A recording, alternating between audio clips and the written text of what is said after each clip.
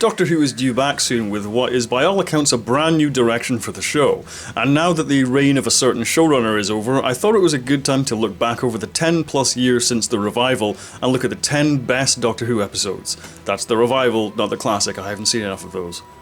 Number 1. Dalek. I make it no secret that my favourite season of Doctor Who ever is still Season 1 with Christopher Eccleston, and this is an episode which perfectly encapsulates why.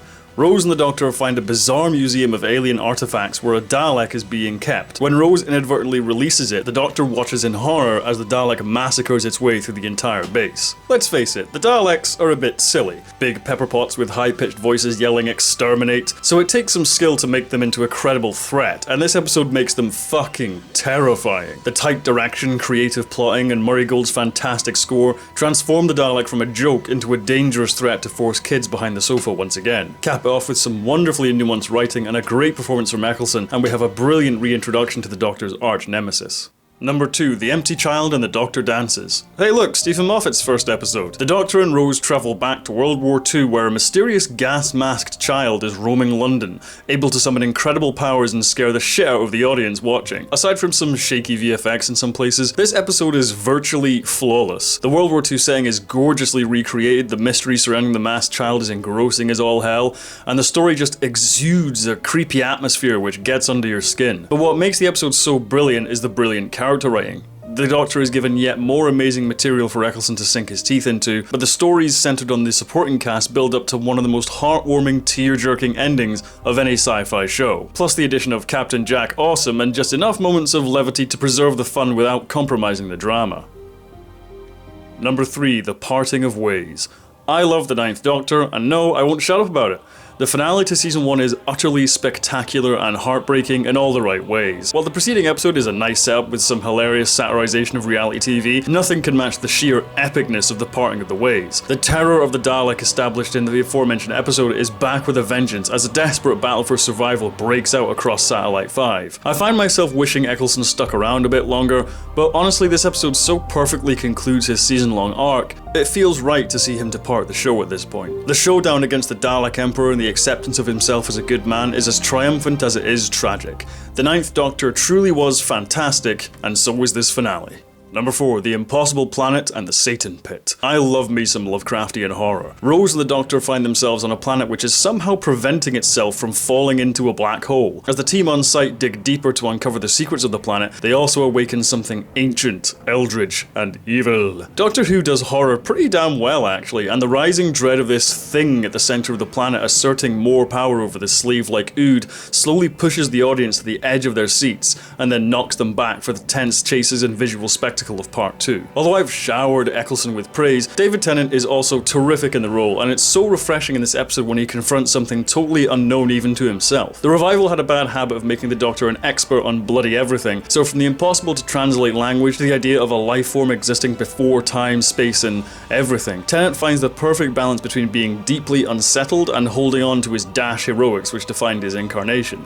A rollercoaster of fear, thrills, imagination run wild. I wish writer Matt Jones contributed more script to the show because this is excellent work. Number 5. Doomsday. And now the finale that broke fangirls' hearts. Following the mysterious appearance of ghost-like entities in a bizarre ship surrounding the operations of the organization known as Torchwood, the Cybermen and Daleks have been unleashed, so it's up to the Doctor, Rose, and some dimension-hopping family members to save the day. For an episode which was conceived of as a fanboy's excuse to have the Daleks and the Cybermen fight each other, and let's be honest, it's pretty awesome, Doomsday still manages the high level of writing quality we had come to expect from the show at this point. The action is solid, the plotting is exciting, but a sincere core of character-centric drama prevents the finale from collapsing under the weight of its own ambition, which, honestly, Russell T Davies never quite managed to do after Season 2. The conclusion to the epic story also manages to stick the landing in just the right way as to firmly pull at the heartstrings. While I personally wasn't a huge fan of Rose as the Doctor's companion, poor Martha, Billie Piper's performance was really terrific and her chemistry with both Eccleston and Tennant was always worth watching. But if you're gonna go, there's no better way to do it.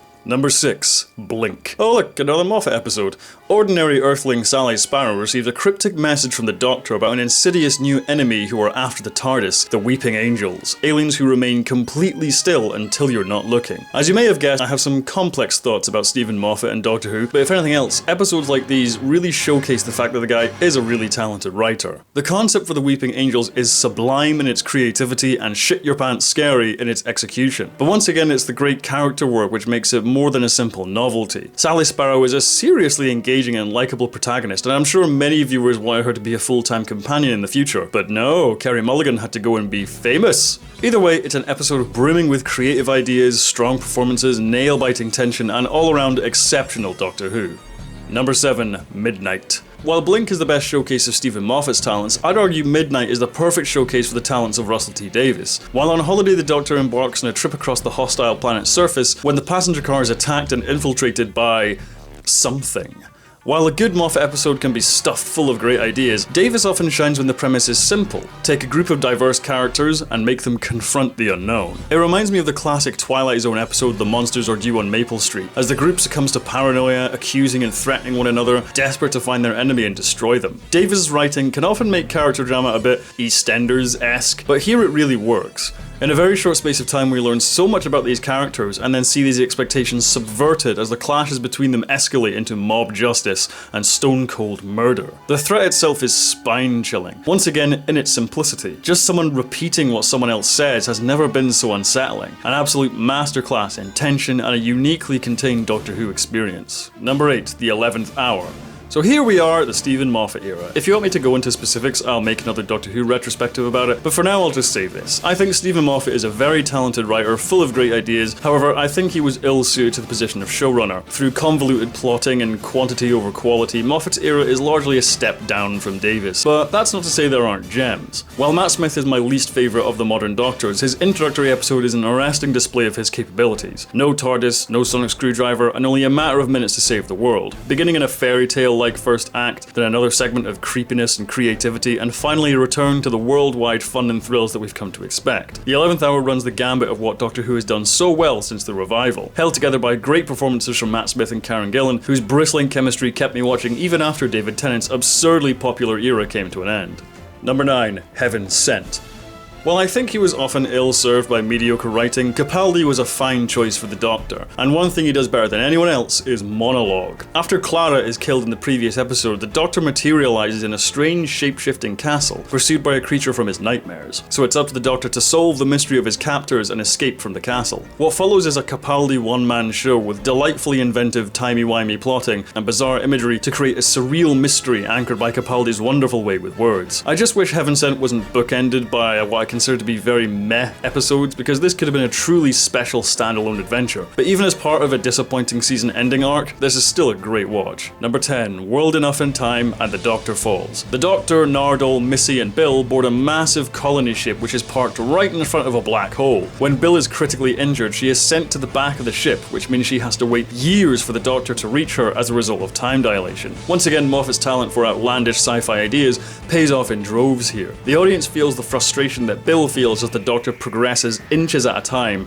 while she is forced to confront some blood-curdling realities of the place she's found herself in. The return of classic Cybermen and John Sims the Master were also cool twists, which were spoiled in the marketing, but that's not a mark against the episodes themselves. This time with the added bonus of Missy and the Master's joyously entertaining dynamic and Bill's nightmarish predicament. But of course the element which has always and forever will be awesome is Peter Capaldi's performance. He is so good he can drag even the worst episode kicking and screaming into watchable, and this epic final stand against the Cybermen really should have been his last outing rather than the frankly rubbish Twice Upon a Time. But all that being said, despite the failures and successes of both showrunners' eras, Doctor Who still stands as something special, and I'll be keeping an eye on what Jodie and the Chib bring to the series. And there we have it. What are your favourite Doctor Who episodes? If I didn't mention them, do so in the comments below. If you like these videos and want to see them early, join me over on Patreon where you'll be able to access a plethora of exclusive benefits. Until next time, live long and prosper. Have a good one.